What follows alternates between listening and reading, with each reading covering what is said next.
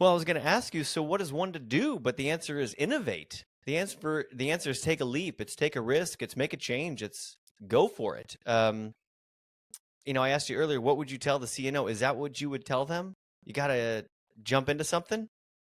Absolutely, absolutely. I mean, I don't think there isn't a choice not um, to do that. And I just pulled some data, so I want to correct myself. 57% of new nurses leave by the end of their second year. 57%. It's still more So than half. It's still too Yeah. many. it's huge. It's huge.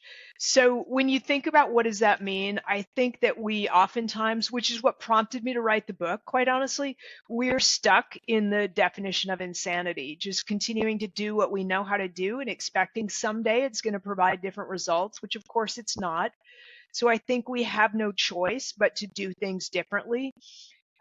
Whether that means identifying and deploying technologies that are going to assist us in this work, creating new roles, reevaluating the care team. I think it's sort of like check, check, and check. I think we have to do all of the above. Okay, so I'm a CNO. I'm going to do something. I'm going to take a step out there. And I'm going to make a change at my hospital. What are some common obstacles that you foresee I could bump into trying to implement some new innovative strategies that might be outlined in your book? Can you prepare me for the bumpy road I'm about to embark on?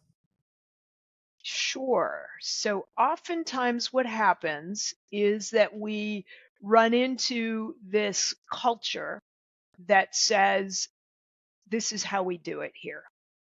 And that can continually be perpetuated by people that have been in the organization for a while. Eventually, every one of us becomes that person, right? If you're around long enough, you've been in the organization a while and you kind of go, huh, that won't work here. So that's a pretty heavy downer when you're looking at how do we change and do things differently.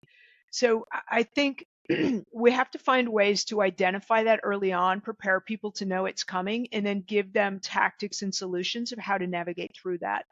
Change management is one of the things that I think we don't do as well as we could and as we should when we come up with